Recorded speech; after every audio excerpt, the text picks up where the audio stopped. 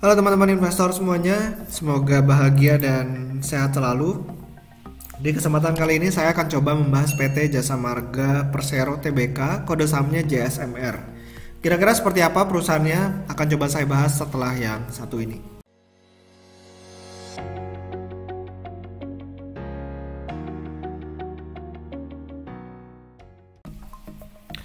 Nah, kalau misalnya kita perhatikan, Jasa Marga ini harganya sempat hampir Rp7.000 per lembar ya. Ini turun terus, sempat kemarin di bawah 3.000, sekarang udah balik lagi ke 3.700 per lembar. Nah, ini kira-kira gimana sih ya kan, menarik atau enggak? Soalnya terakhir ada berita tarif beberapa tol itu akan dinaikkan ya, karena ya harus melakukan adjustment setiap 2 tahun sekali berdasarkan inflasi di daerahnya.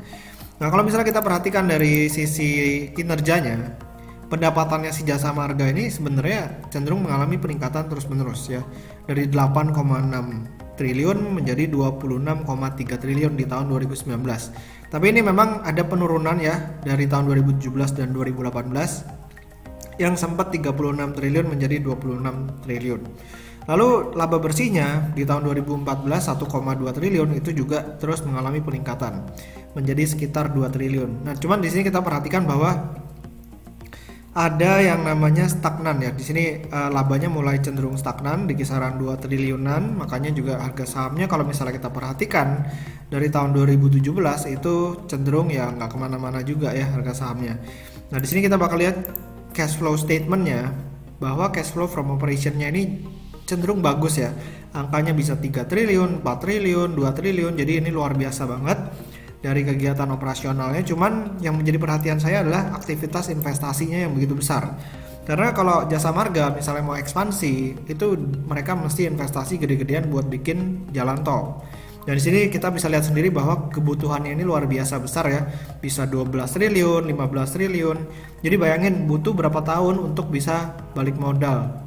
Ya misalnya yang investasi di tahun 2019 saja butuh waktu sekitar 5 sampai mungkin 10 tahun ya untuk bisa balik modal nih si aktivitas investasi di tahun 2019. Belum lagi di tahun-tahun sebelumnya.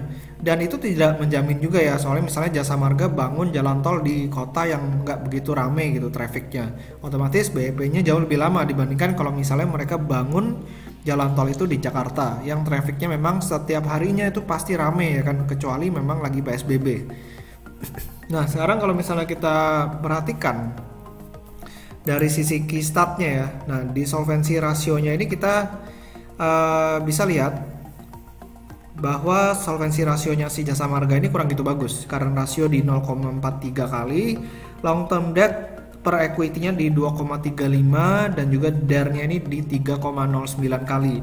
Jadi memang sangat disarankan kalau DAR ini di bawah 1 kali ya, dan current ratio ini di atas 1 kali. Sementara keduanya ini kurang itu bagus ya si Jasa Marga. Makanya harga sahamnya juga kalau naik juga kurang gitu kencang nih, karena di kondisi pandemi seperti sekarang kita bisa perhatikan di sini net profitnya itu mengalami minus ya, penurunan. Jadi perusahaan ini rugi karena memang trafficnya waktu itu di Jakarta jadi sepi banget ya, dari yang tadinya profit 588 miliar ini bisa turun sampai minus 482 miliar.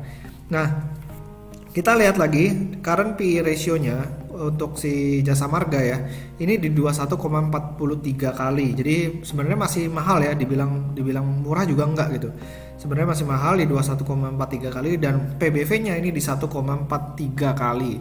Jadi ini juga cukup fair ya menurut saya, karena Jasa Marga kan merupakan salah satu operator jalan tol terbesar di Indonesia. Jadi kalau misalnya Jasa Marga ini dibeli sama orang, otomatis orang itu bisa mengendalikan market share terbesar jalan tol di Indonesia.